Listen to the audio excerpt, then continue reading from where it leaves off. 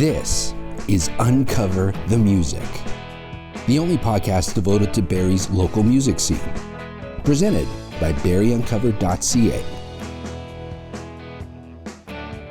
Hey, I'm Dima. I'm the singer. Jan. I'm Tyler. I'm Larry. Okay, so not often we get to chat with a China-based act. How did you guys connect to form Spill Your Guts? I don't know, we all kind of came to China to work. They all lived there around a decade. And like sometime 8 years ago, me and Tyler met.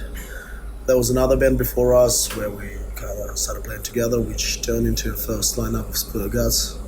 And then Larry and Jan both joined later. Many years later. About 3 years later. I joined the band like 3 years after, 4 years after? 4 years after. Yeah, 4 years, yeah.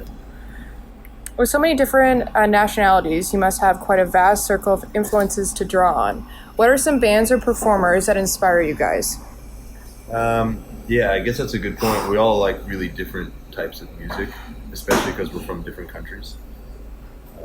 Want to say your personal influences around the table? Where to begin, really? Anything I say, you guys are just going to rip into. I don't know, like the grunge scene, you know, Soundgarden, all that. These guys like the heavier stuff. You know? I'm more for punk rock. Yeah. And like later I started listening to more hardcore and screaming stuff. So my roots are more punk. Nice.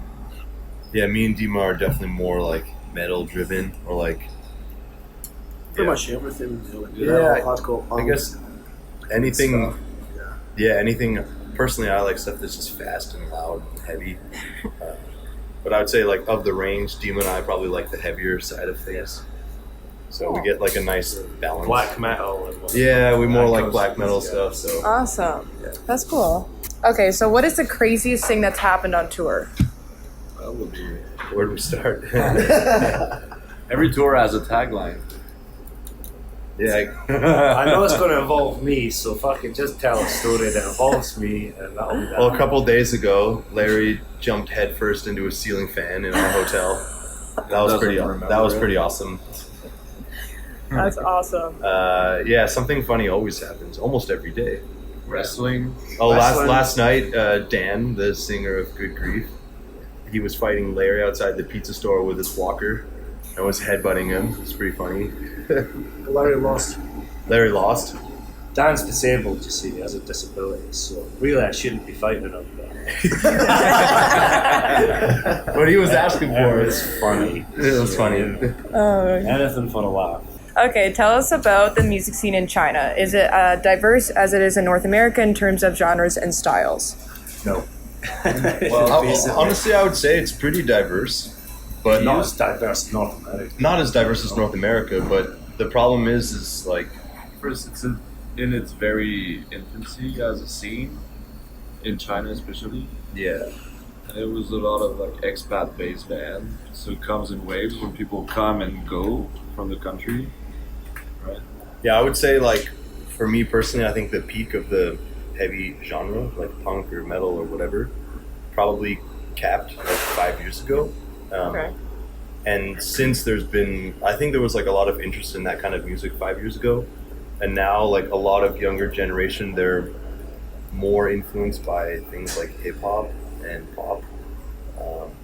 They seem to ride like different waves, like scenes come and go, you know? So like there was a time where, yeah, every show for any heavy band in China was great. And then you'll go through like a couple of years where it's dead. And then all of a sudden it's great again. It's like very strange. And now it's on the way to be. To be zero? Yeah. Yeah. Because the government changed a lot of regulations regarding like performances and bands and this kind of stuff. So this year's probably seen like the fewest number of touring bands ever to China. Wow. Yeah. It's fine for the Chinese bands. It's fine for Chinese bands, but like they don't get that outside influence of touring bands coming to their country anymore. I mean, they didn't forever. Then there was a small window where they got a lot, and now it's pretty much going back to zero. So it's hard to get inspired, let's say. Like you can only see the one local band so many times, you know? No, yeah, I get that. That makes Yeah. sense. You mentioned in your bio that it can be a challenge to be a performer / recording artist in China. What kind of challenges do you guys face over there? I mean, a big challenge for us is like, because we're foreigners and we're not there legally to play music, like we work there legally, we sometimes run into a lot of boundaries allowing us to play even small shows to 50, 100 people. There's a lot of paperwork that has to be done for us to just stand on stage. Let alone, like, if we play festivals to a few thousand people, that's like months of paperwork and censoring our lyrics and approving videos of us and like everything just to be able to like step on stage. So there's like certain things you guys can't say or sing? There's a lot of stuff we we can't had a say. song banned. Really? Yeah, we had a song banned on Chinese internet. They just removed every trace of it completely. And Wow. I It mean, was all, apparently it was all because one of the lyrics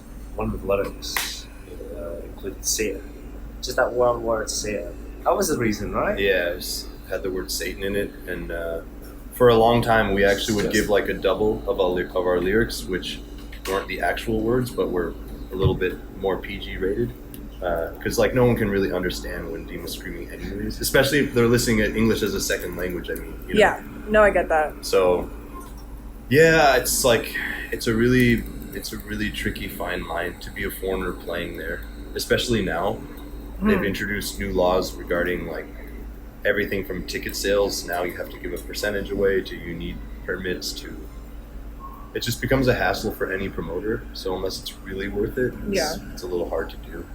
Have you guys? We've lost that ability to kind of do shows ourselves Yeah, because they've made it more strict. There was a time where we could run shows and it would be cool and there would be no problems. And those times are kind of slowly drifting away. Have you guys thought about like moving your band somewhere else to make it easier to do stuff like that, or? I mean, we've definitely talked about it, like as we saw kind of like the decline in China, and we see the rise of heavy music in like especially Europe, North America. Of course, yeah, we think about like we should go somewhere else to do it. But I mean, Canada's a great place. It's just a really big plan, you know, when you got 4 different people with their own lives going on to make that happen. Yeah, it's really tricky. All from different countries as well, apart from you two. Exactly, it's like it's not complicates the situation. We all don't have the same passport or the same visa abilities or anything like this. So it makes it tricky. Yeah. So what's in the pipeline right now? Any new music coming this year?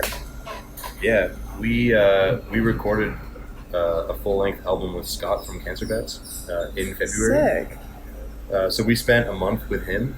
He produced like our entire album, and he's actually going to be finished mixing it at the end of September. So with his help, kind of under his guidance, we'll be trying to shop to put it on a good label, and then probably release it next spring. Album recorded at Schoolhouse Studios. Engineered by Nick in Hamilton. Yeah, it was awesome. It's like our band's never worked with anybody before. We've always done everything ourselves.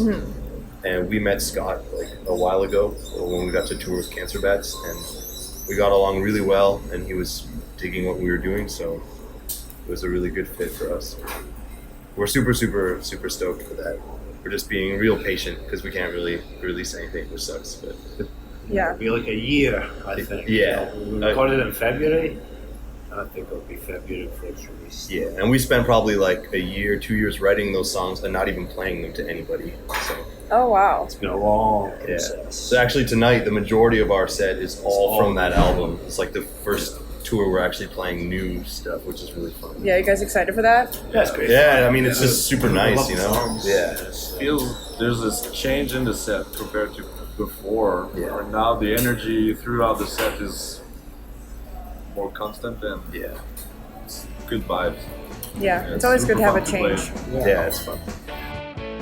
You can find out more about Spill Your Guts and listen to some of their stuff on their website. They're on Bandcamp as well. A big thank you to our contributor Fiona for asking all the questions, and to the Fox Lounge for letting us crash in the kitchen for a little while to record the pod. Uncover the Music is an exclusive podcast produced by barrieuncovered.ca. You can hear more episodes and subscribe on iTunes, Spotify, Stitcher, and wherever else you get podcasts. You're still here? It's over. Go home.